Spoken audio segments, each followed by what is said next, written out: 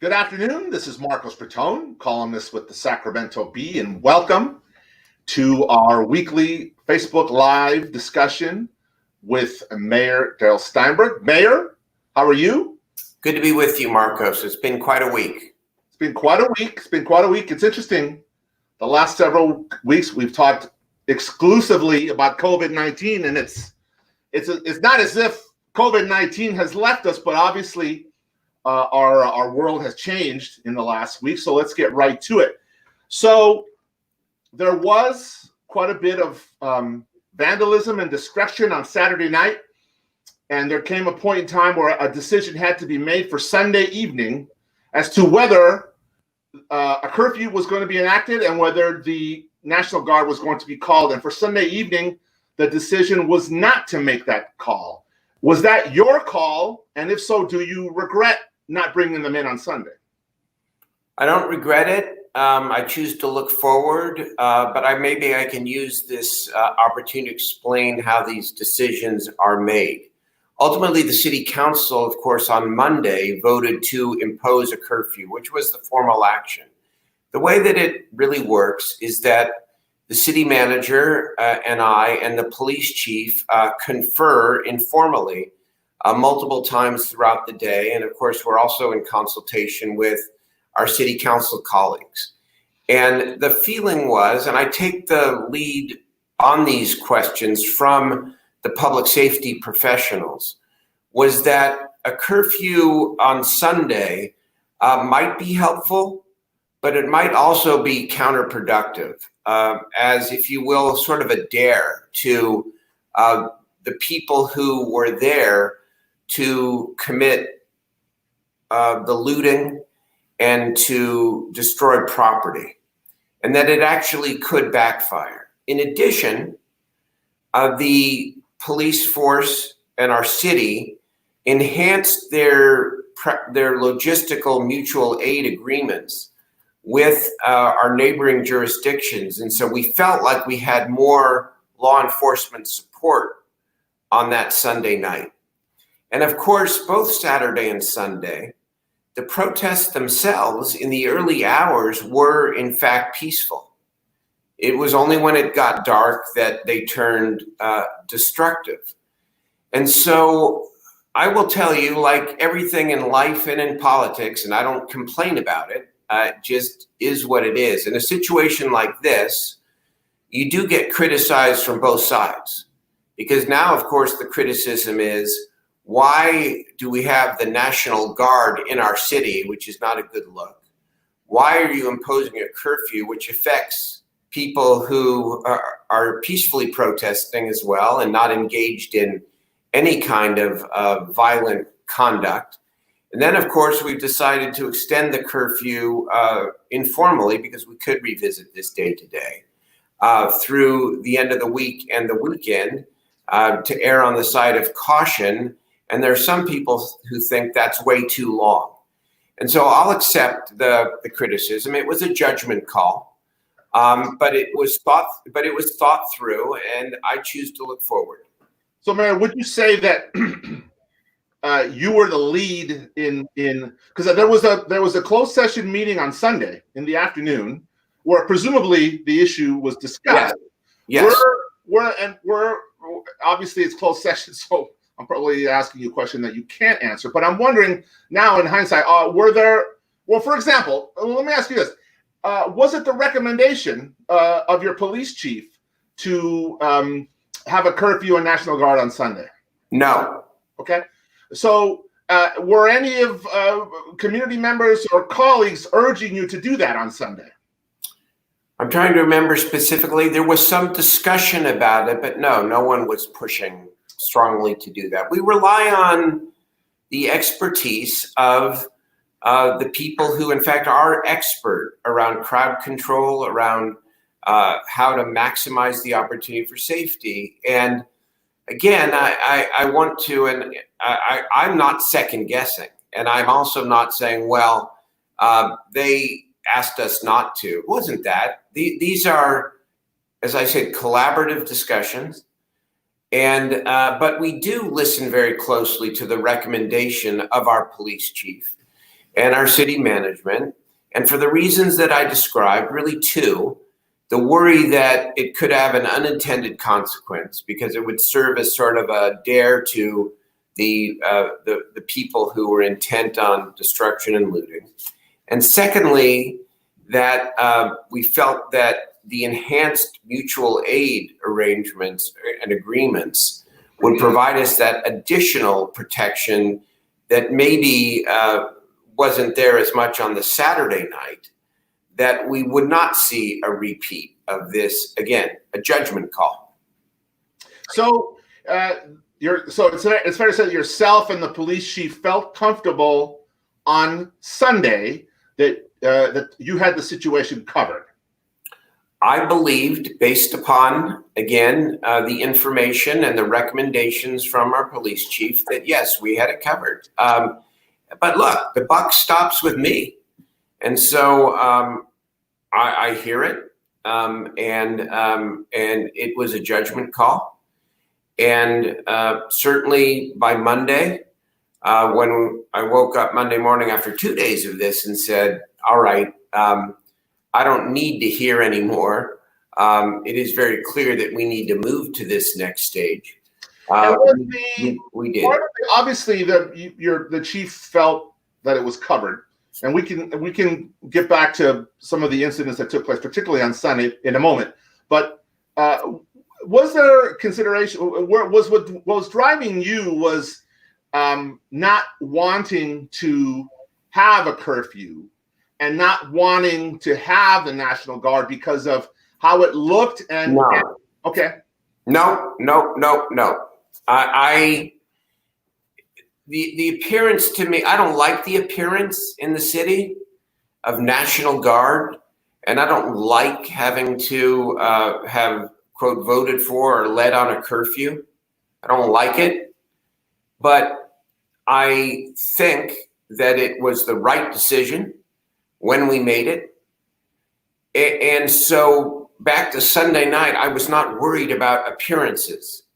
I was trying to listen to, again, the input and the recommendations from the professionals and the experts who believed that it was not necessary to bring in the National Guard at that point or to impose the curfew. Appearances, to me, they're not even secondary, because this is more important than how I'm going to be perceived or how anybody is going to be perceived around these very crucial issues. It was, look, here's the thing, what I've learned about policing, I can tell you this, and it's the same criticism, or at least similar criticism of the police department around why didn't you chase more of the looters? And again, every situation is specific, but what I have learned about policing in my years here is that in part because we have said to the police officers, we do not want you to engage in confrontations that could lead to serious injury or death for the person you're chasing and or for yourself, unless they have large numbers of police officers who can address a group of looters running down a particular street. That isn't necessarily the thing that one officer will do. Instead, what they do is they set up these perimeters and they try to move the perimeters with the protesters. What happened, of course, is that it was a large crowd, and I don't know exactly what the number was, but several hundred splintered off from the large crowd in a variety of areas. And so it was difficult to keep up. The presence of the National Guard now allows us to, the National Guard is not enforcing the curfew, by the way. They are standing present in front of significant infrastructure, both private sector and city infrastructure, as an extra layer, if you will, of protection against penetration, if you will, of people splintering off into other areas. And so part of the tension here and the challenge is the police culture now, that, and actually consistent with what we're trying to what we're trying to effect is to minimize as many of those direct confrontations as possible. So it is fair to assess, and I know the B has done that extensively as they did today. You, me, we all have to. That's our responsibility. But I'm just trying to explain what the thinking was as honestly as I can, and what I understand about what actually went down on Saturday and Sunday nights. So, as you know, we had a number of reporters on scene Friday, Saturday, and Sunday nights, and it's continued. Sunday night, particularly, was the focal point of a lot of, almost bordering on anarchy in some instances. And as you know, we had a photographer who had a camera stolen, and we had a veteran reporter who was knocked to the ground. Before that happened, reporters witnessed that, for example, there were police were focusing on intersections, 10th and L, for example.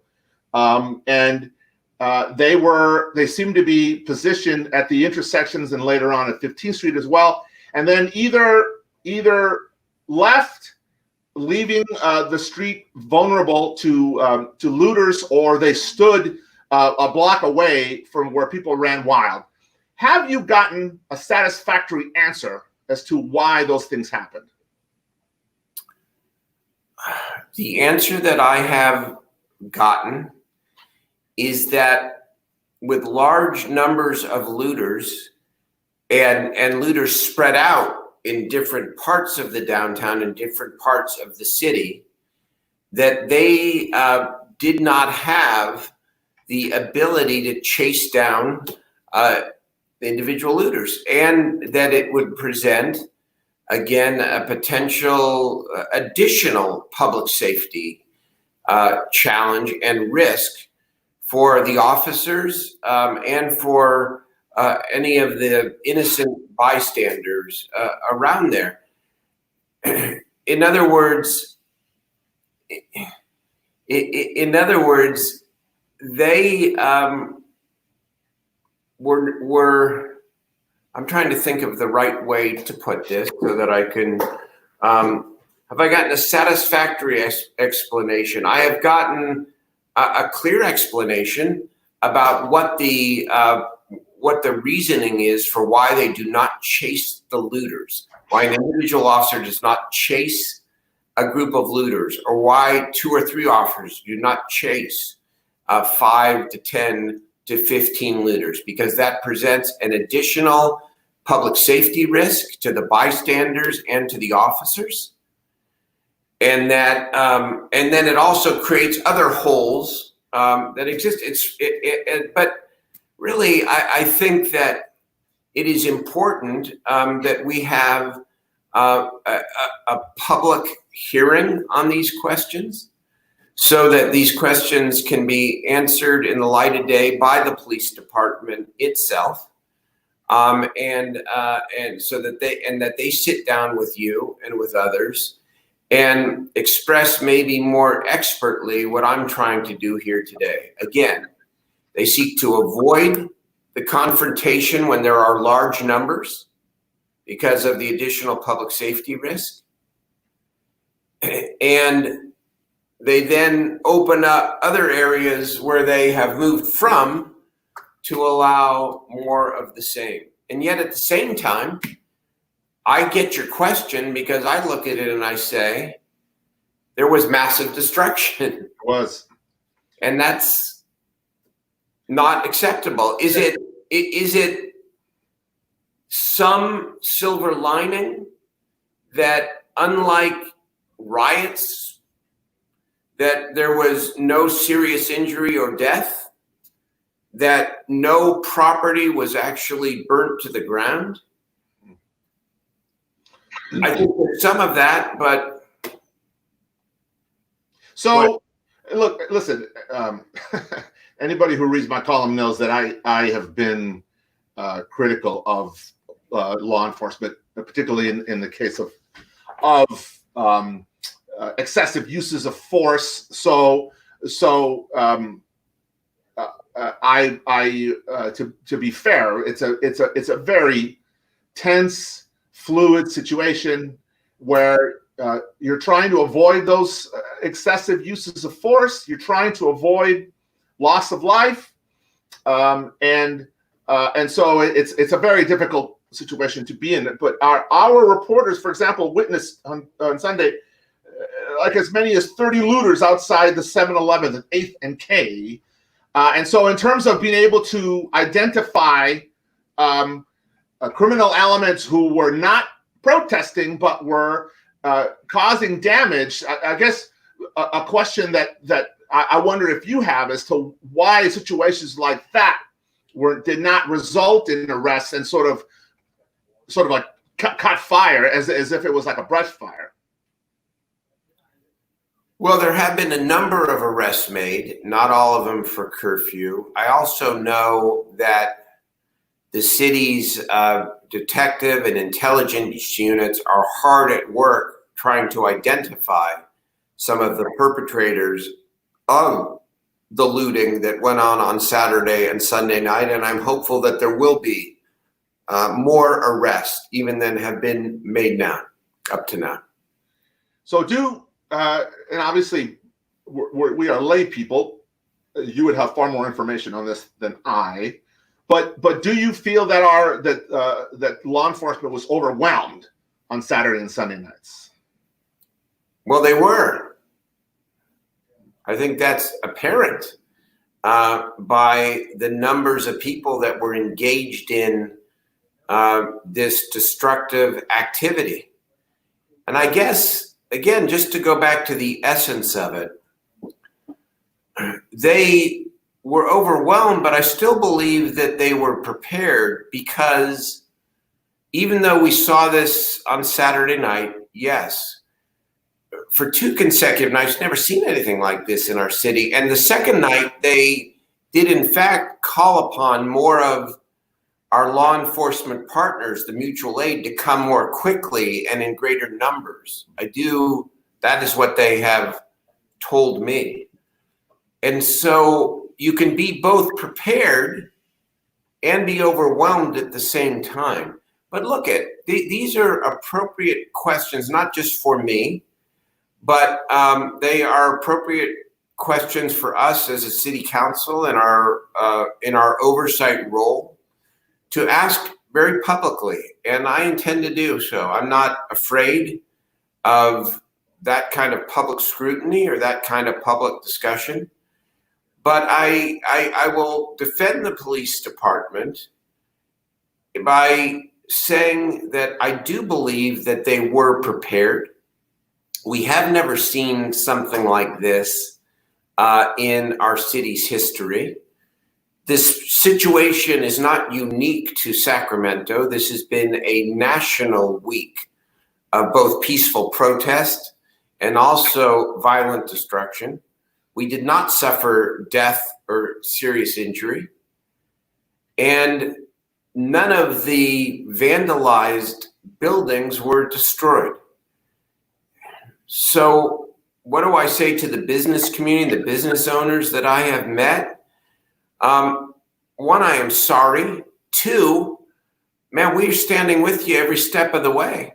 I mean, whether it's rethinking and thinking about our federal stimulus dollars and the assistance that, massive assistance that is going to be needed, whether it is encouraging people spontaneously to come to Sacramento on Monday, on Sunday morning and on Monday morning to engage in the most heartfelt cleanup of the destruction, hundreds of people. We have to assess what went right and wrong, and we also have to move forward. So the police chief does not report to you. He reports to the city manager. This is correct. So does that create difficulties for you as the mayor, in that the head law enforcement person in the city doesn't technically report to you? We've talked about this a lot in other contexts. And I always take responsibility because I'm the mayor of the city and I'm the public face of the city. I think this system could and should be different. I think there should be more direct authority for a mayor, whether it's me or any future mayor. We have, I will tell you that for this system, I could not ask for better partners than Howard Chan and Daniel Hahn. I mean, I don't know how some of the other combinations worked over the years, but we work very, very closely together. But there is a lot of in between. There's no question about it. Yeah. We try to overcome that by working and talking a lot. I mean, I was with the chief and Howard on site on Saturday night. But do I think this city, with its growth and with its political sophistication, should have a more modern form of government? I thought it when Kevin Johnson tried it. I think it now. It's a little hard to focus on those systemic changes when you are dealing with multiple crises at the same time. Right. But that's my opinion. So I want to ask you a couple of questions, but first I need to get to, there was some news that a chokehold was put on a youth. You spoke to this afternoon publicly. Can you tell our viewers how you feel about our police department using chokeholds and whether such a practice should be either abolished or at least restricted more than it is now? Sure. Let me clarify. First of all, chokeholds are not allowed in Sacramento. They are not part of the city's use of force policy. What continues to be allowed in the most limited form is what is called a carotid restraint control hold. A chokehold is where you grab the front and back of the neck and the individual cannot breathe.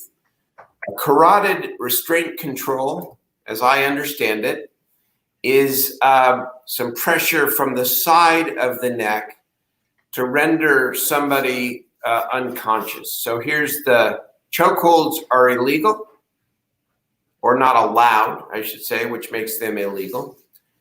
And then this carotid restraint control hold prior to 2019 was allowed as a regular practice, if you will, as part of the panoply of enforcement tools that the police had. In 2019, coming out of the Stefan Clark case, the police department changed its use of force policy to limit the carotid restraint control hold only to instances in which the hold is necessary to prevent serious bodily injury or death to an officer or other person. So you have to meet that threshold. Now, the incident that the paper, the Sacramento Bee, reported on and showed the videotape is being investigated to determine whether or not it was in compliance with that policy, whether the individual involved represented a threat of serious bodily injury or death to the officer. Should we go a step farther? I think we should always be open and serious about looking at all of our policies. I know I talked to the chief about this today. And again, he should speak for himself. Sure. But I'm asking you that, so apparently San Diego and 3 other police departments in California have banned it, so shouldn't we as well? I think we should. Speaking as a civilian leader, what do you think? At a minimum, I think we should review it. Here's the reason why, the only reason why I'll hesitate. And that is because the chief said to me today that the reason he believes that it should still be allowed as the most limited form of force is that if you take that away, the officer who then is in a situation where he or she is facing a serious threat of bodily injury or death only then has an option to use a physical weapon. And so that was it. I want to have further discussion with him. about that and with my colleagues and have it publicly before I just say we should change it. I'm very concerned about it in light of what we know. You know, the George Floyd issue was not a hand choke; it was a knee on the neck. Sickening.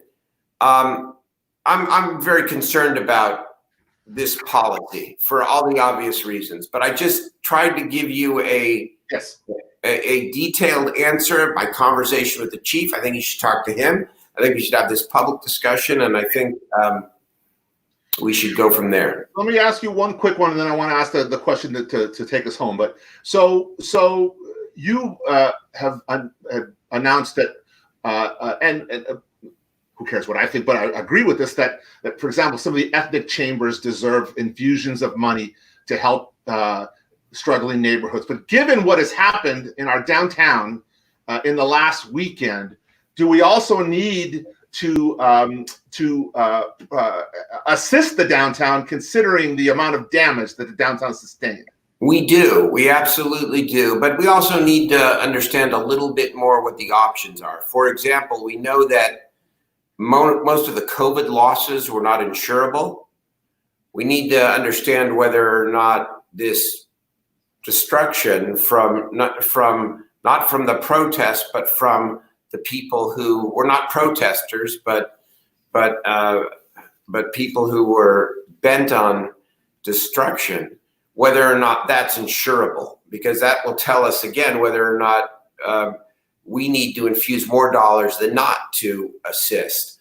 The thing that I said yesterday at the city council meeting, and I really meant it, is that I want the downtown partnership, the Midtown Business Association, who are, have had really a tough week and have worked heroically to rally their business community, to keep the faith, to know we're going to reopen bigger and better than ever, who have seen the community rally behind them, to please sit down over these next days in whatever little time they have with the ethnic chambers and with the business districts from outside the central city and present to us a unified plan on how to spend that $10 up to $20 million. And to do that, because that in and of itself will be an act of community building and coalition building, because we're not going to get into this downtown versus the rest of the city. We love our downtown. It's the heart of the region. It has suffered extraordinary damage. We're going to be there, but we're not going to create an either or. And the best way to do that is for them to sit down and to coalesce around how to help as many businesses as possible, some who have suffered a double whammy and some who are suffering greatly still because of COVID-19. Okay, so we're getting close to the end, but I want to finish with this question, and it's a very important question, Mayor. So I thought it was very nice yourself and Police Chief Daniel Hahn took a knee with protesters. It's a symbolic gesture. It's lovely, but my fear, my concern as a citizen, as a journalist, as someone who has written too many column inches about the issue of police brutality, and quite frankly, I have felt that what I have written, what I have said, what I have tried to communicate to our law enforcement leaders has been completely discounted by a culture that, in my opinion, does not want to hear it, doesn't want to talk about it. And certainly, if you even question, then you are viewed as the enemy, and you are viewed as someone who, quote, hates police. And from my perspective, we can never have a discussion that way. And so police brutality is what has driven people into the streets across the nation. And my fear is that the narrative will start to change, or that people will believe that, albeit wonderful gestures, will be enough when they're not enough. And so what I'm leading to here, as the mayor of a city and one of many mayors in America who's being held hostage by this issue when our streets are burning because of the same issue every single time? Isn't it time for you and for the major mayors in California to put pressure on the legislature to write better laws that make it that put more of an onus on the police not to use deadly force, to institute citizen review panels in the city of Sacramento to make sure that instances like these are not swept under the rug, and to pressure district attorneys like the one that we have,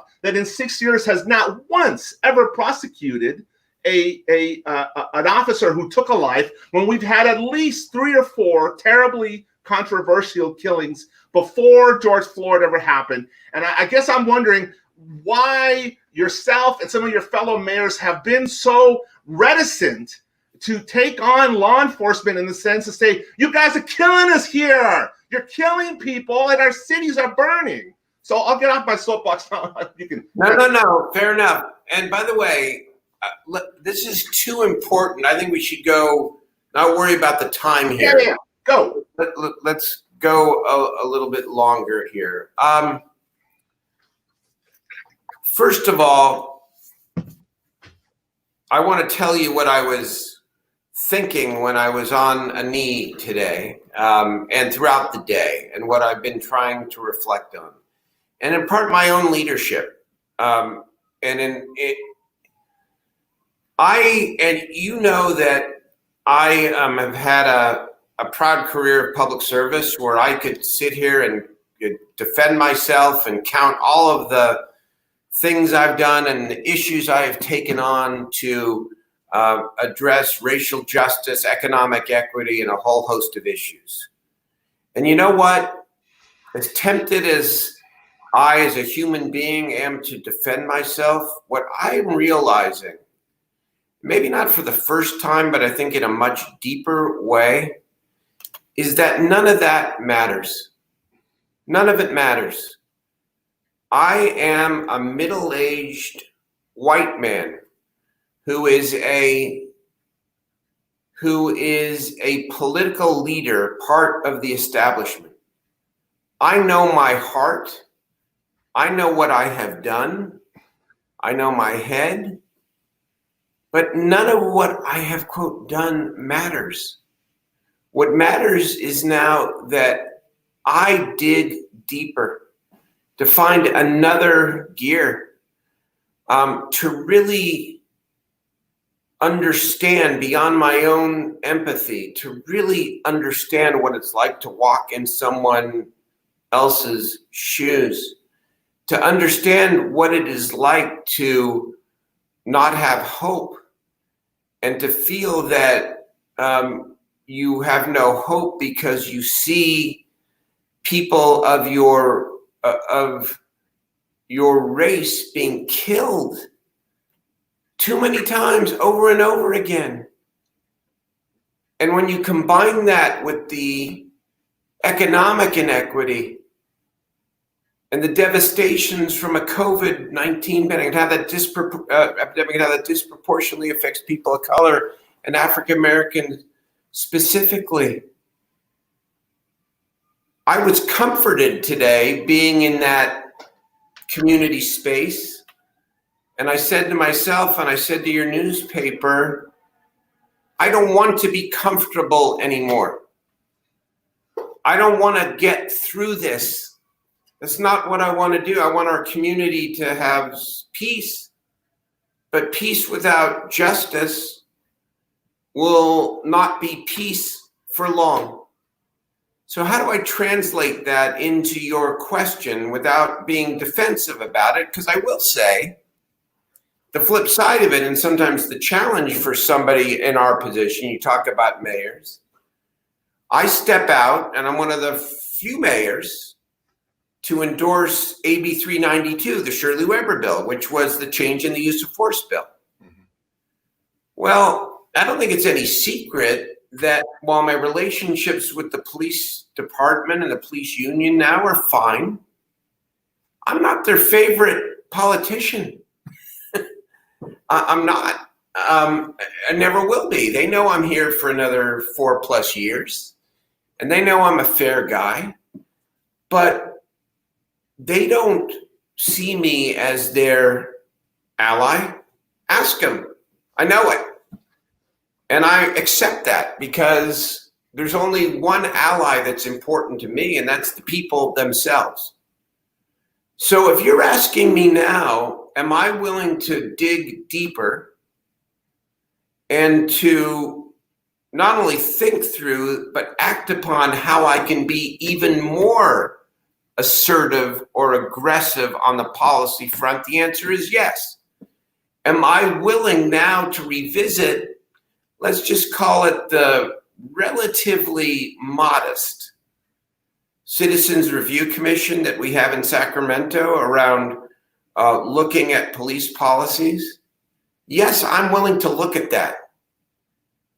I'm more than willing to look at it. I want to have a very serious discussion with my colleagues, with the police chief, with the police officers, and with the community about strengthening that, because we have to.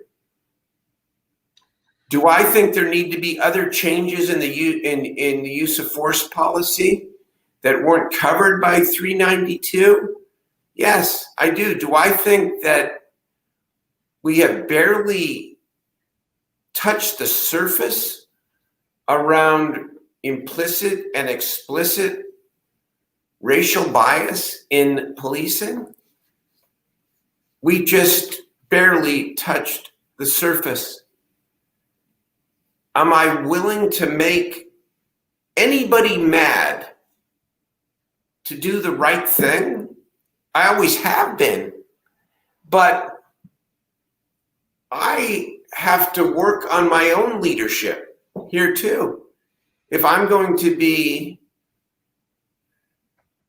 an even better leader who, as the governor says, meets the moment. I'm reflecting a lot on this because I refused to allow myself to fall into that easy human experience of getting kind of comfortable. I've always pushed myself to new dimensions and horizons in my public leadership. And in this area, I have to dig deeper. I know there need to be more checks and balances in the relationship with law enforcement. That currently the law allows an officer great latitude to use deadly force, and you have situations in our community and all communities where you have district attorneys who receive campaign contributions from law enforcement unions and work very closely, and then are investigating their friends and colleagues, and it leads to no accountability when your eyes tell you that excessive force was used. Which is why I'm telling you that moving to some level of actual independent review, I think, is important and crucial. The devil is, I hate the cliche, how to do it in a way that maintains. You were the leader of the Senate. The legislature has been somewhat reluctant to do this, correct? For example, to do what as other states do and have a unit through the state that does the investigating of police-involved shootings and not the local DAs. There are many ways to do it. One is to have a check on the DA through a local independent commission. The other is to empower the Attorney General, who did step in during the Stephon Clark case, to investigate officer-involved shootings. That is it's been described as a major resource challenge at the state level. There are a lot of ways, I think, to do it. I think that 392 was politically difficult. Changing the use of force law was politically difficult. The Stephon Clark case changed that. And Shirley Weber and Governor Newsom and the legislature did a nice job, a great job. They still made compromises, but now the use of deadly force is more restricted than it was prior to the passage of that bill, I think in some significant ways. And so that's one example where I got out there, and I'm proud of it. But it's only touching the surface.